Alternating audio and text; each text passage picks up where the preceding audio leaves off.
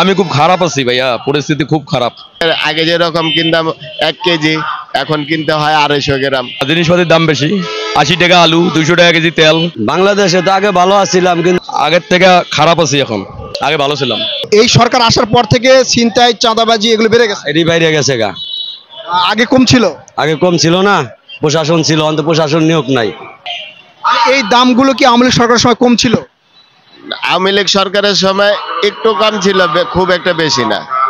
আর এখন যে পূর্ণ দাম, এই 5 টাকা 10 টাকা বাড়তি। এই দাম বৃদ্ধির কারণ কি বলে মনে করেন আপনি সাধারণ জনগণ হিসাবে? এটা তো আমরা যতটুকু জানি, এটা লাগে সিন্ডিকেট হিসাবে এটা ব্যবসা চলতেছে, ওরা করতেছে। মানে এখনো সিন্ডিকেট চলছে? সিন্ডিকেট তো সব জায়গায় চলে। আমরা যে গাড়ি চালাই, গাড়ির মধ্যে সিন্ডিকেট। জায়গায় জায়গায় মোড়ে মোড়ে এখানে দাঁড়াইতে দেয় না, আমরা 2টা যাত্রী নিতে পারি না, আমাদেরকে পুলিশে হয়রানি করে। পুলিশে এখন আমাদের গাড়ি ধরে, আমরা প্রতিবন্ধী, আমাদের গাড়িগুলোও ধরে। আবার যে সাবেক ভালো মানুষ যারা, তারাও মনে করেন ঢাকা সিটিতে ঢুকে, তারাও মনে করেন এই যে গাড়ি গুড়ি নিয়ে যায়, তাদেরকে হয়রানিও করে, তাদেরকে করে, এটা স্বাভাবিক। কিন্তু প্রতিবন্ধীরা তো মনে করেন চায় না, সরকারের কাছে সহানুভূতি চায় না, ওরা নিজেরা কাজ করে খাইতে চায়। প্রতিবন্ধীদেরকে মনে করেন অনেক জায়গায়। মানে এখন পুলিশ হয়রানি করছে আপনাদের? হ্যাঁ, করে। কোনো চাঁদা টাদা নেই আপনার কাছে? টাকা পয়সা নেই? চাঁদা চুদা নেয় না, কিন্তু পুলিশে ব্যাটারি খুলে নিয়ে যায়। আমরা প্রতিবন্ধী যারা, ব্যাটারিটা খুলে নিলে আমরা তো অচল, কি করে রাখামো। প্রিয় দর্শক, আপনারা শুনছেন যে এখন পর্যন্ত পুলিশের একটা হয়রানির মুখে আছে সাধারণ জনগণ। তারা নিয়ম শৃঙ্খলার যে আইন শৃঙ্খলা, সেটা সঠিকভাবে দায়িত্ব পালন না করে আপনাদের সাধারণ জনগণের প্রতি যে একটা অন্যায় বিচার, এটা পুলিশ চালিয়ে যাচ্ছে, এমনটা অভিযোগ করছেন সাধারণ জনগণ। ভাই, আপনি কেমন আছেন? ভালো আছি। এই বর্তমান পরিস্থিতিতে কেমন আছেন? বর্তমানে আছি মোটামুটি। মানে আগে ভালো ছিলেন না এখন ভালো আছে? হ্যাঁ, আগেই ভালো ছিল। কোনো ভয় নেই, একবারে নির্দ্বিধায় আপনি বলতে পারেন, এখানে কোনো ভয় নাই, কোনো ভীতি নাই? ভালোই রাখছে বাবা, ভালোই। যদি আগে ভালো থাকেন, সেটা যদি সরকারকে বলতে পারেন, তাহলে সরকার আপনাকে সেই পরিস্থিতি নিয়ে যাওয়ার চেষ্টা করবে। তাই আপনাদের দুঃখ কষ্ট বলতে হবে।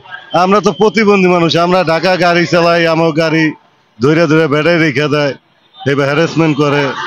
আমরা তো মনে করেন শান্তি পাইতেছি না।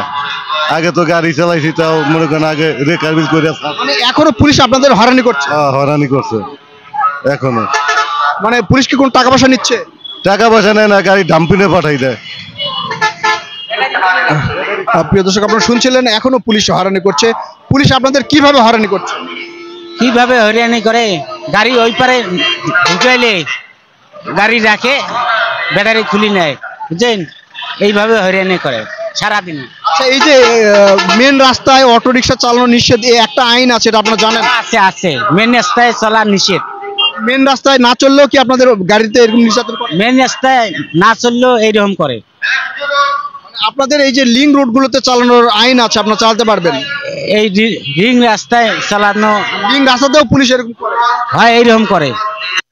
প্রিয় দর্শক, আপনারা শুনছেন, দেশ স্বাধীন হলেও সাধারণ জনগণ এখন পর্যন্ত খুব একটা স্বস্তিতে নেই, কারণ প্রশাসনের নির্যাতন সহ্য করতে হচ্ছে তাদের। ভাই, কেমন আছেন আপনি? এই তো আলহামদুলিল্লাহ ভালো। এক কথায়, আপনারা আগে ভালো ছিলেন না এখন ভালো আছেন? এখনো কিছু বুঝতে পারতেছি না। এখানে ভয় ভীতির কোনো কারণ নেই, সাধারণ জনগণের মতামত আপনি দেশের নাগরিক হিসাবে স্পষ্ট করে সব বলতে পারেন। সবচেয়ে বড় কথা হলো কি, আমরা সাধারণ জনগণ যারা আছি, আমগো সবচেয়ে প্রয়োজন হলো নিত্য প্রয়োজনীয় জিনিসের দামটা যাতে কন্ট্রোল থাকে। আমগো আর কিছু চাওয়া পাওয়া নাই গা। চালের দাম, চিনির দাম, তেলের দাম, সাবানের দাম, হ্যাঁ, মাছের দাম, মুরগির দাম, এইগুলো দামগুলা অনেক চড়া। হ্যাঁ, এইগুলা দাম যদি কন্ট্রোল থাকে, আমাদের আর কিছু চাওয়া পাওয়া নাই। আমরা সাধারণ জনগণ যারা আছি, এগুলা ঠিক থাকলে আমগো কাছে সব ঠিক। এগুলোর দাম কম কি আওয়ামী লীগ সরকারের সময় দাম কম ছিল? না, এরকমই তো ছিল, তবে কিছুটা কম ছিল, হালকা। তবে এখন বর্তমানে দাম একটু চড়ার কারণ দেশে বন্যা গেছে, তো এই কারণে হয়তো একটু চড়া। আর এখনো তো দেশটা বেশি একটা ঠিক হয় নাই গা, এখনো ঝামেলা মাঝে আছে। আর এই সরকার এসে মাত্র 3 মাস হয়েছে, 3 মাসের মধ্যে তো সবকিছু কন্ট্রোল করা সম্ভব না বলে সাধারণ জনগণ মনে করছে। আপনি কি মনে করেন? এটা হয়তো সময় লাগবে, ঠিক না? এটা সময় লাগবে, কারণ আপনার দেয়তে 17 বছর যে ইয়াটা ছিল, এখন পরিপূর্ণতা ঠিক করতে একটু সময় দরকার আছে। আর আমরা সাধারণ জনগণ যারা আছি, আমরা চাই যে সরকারে আসুক তাকে একটু সময় দেওয়া। আওয়ামী লীগও বুঝি না, বিএনপিও বুঝি না, জামাতেও বুঝি না, যে আসুক তার আমরা সময় দেওয়া আমাদের একান্ত দায়িত্ব।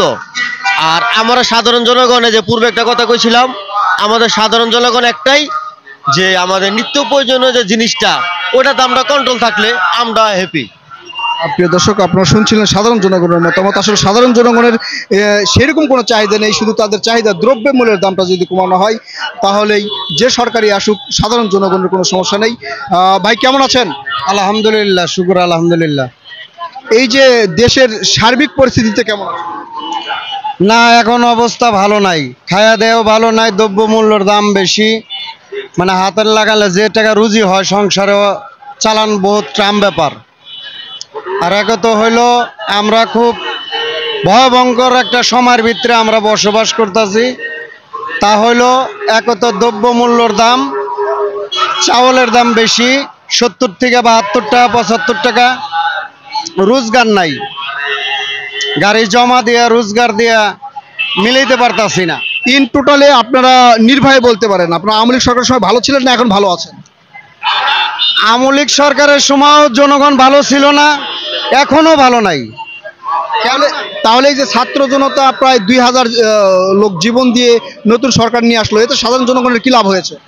লাভ হয়েছে, জনগণ কখন লাভ করলো?